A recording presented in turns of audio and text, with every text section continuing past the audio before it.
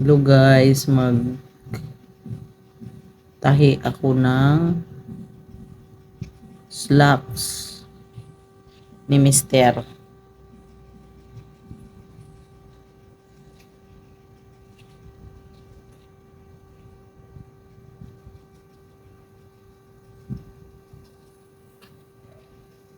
Kasi napunit.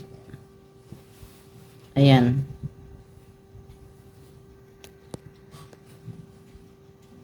Napunit yung ayan. Punit yung slacks niya.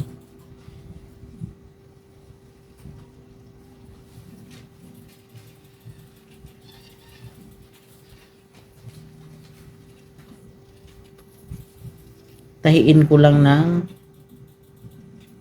kamay. Tahi ng kamay. Mano-mano. May makina akong maliit, nabili ko lang sa online kaso may naputol. Kung magtahi kasi ako dapat check ko muna yun kung di kuryente. Yung maliit na maliit, hindi yung mamahaling makina. Ganito din po ba kayo magtatahi ng mga punit nyong damit or tinatapon nyo na? Kasi ako tinatahi ko pa eh. Wala kasi pong pambili. Hindi ako magaling magtahi. Pero mahilig ako magtahi noon. Ngayon kasi lumabo-labo na ang paningin. Kasi tumanda na din.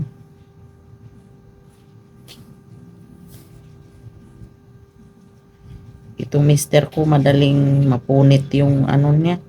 Dito sa bandang batangan niya.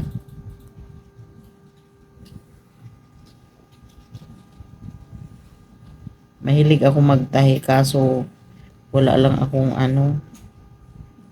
Gusto ko talaga yung makina. Makina na malaki.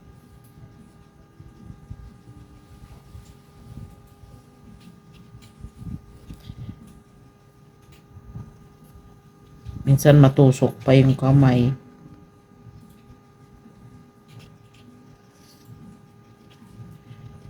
Dati nag-aral ako ng ganito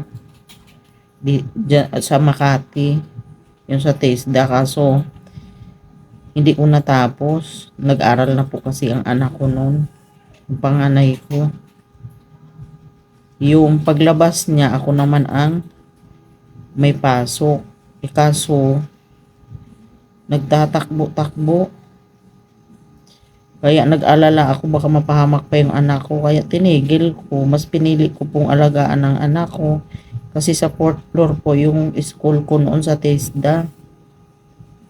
Yung anak ko ang likot, ang kulit.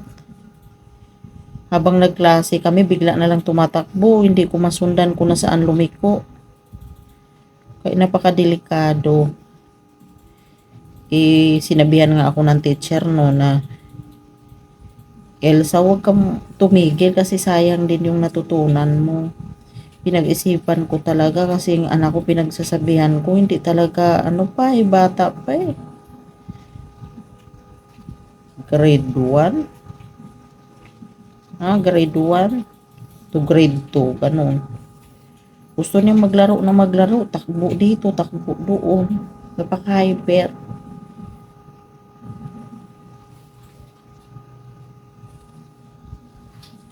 Kaya tinigil ko na lang. Nahinayang nga ako kung ngayon sana may mapagkaabalahan ako.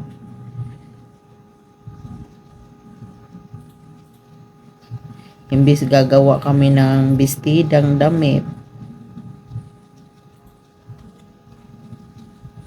paano ako makagawa na hinahanap ko yung anak ko? Lagi akong nalilate.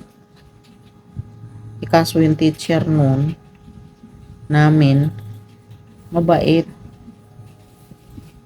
Pinakausap ako na baka sakali may solusyon, baka may magbantay daw ng anak ko. Wala naman ako na isip kasi mahirap lang din kami noon at saka malayo ako sa magulang ko. Wala akong mapang iwanan, baka mapahamak pa yung anak ko. So, mas pinili ko yung anak ko na bantayan ko na lang. Yun po. Hirap maging nanay na tapos mag-aral ka tapos wala kang mapag-iwanan ng anak mo. Mabuti ko sa probinsya, maraming tingin-tingin. Dito kasi, sa, doon pa kami sa Makati. Kami-kami lang talaga, wala kami mga kamag-anak. Siyempre, kailangan mo naman iiwan sa kapitbayan. Mamaya, pagbalik mo, wala na yan. Kung napahamak na yan, di mo alam.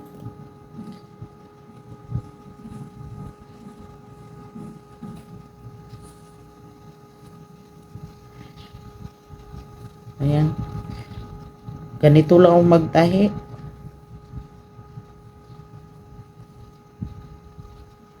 Binubuhol ko talaga sa dulo, baka manong ang tahi. Ayan.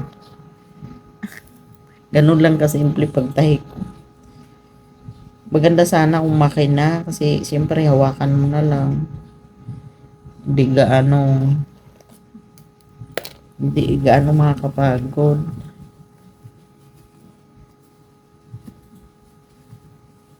Ayan. Ayan. Yung tinahi.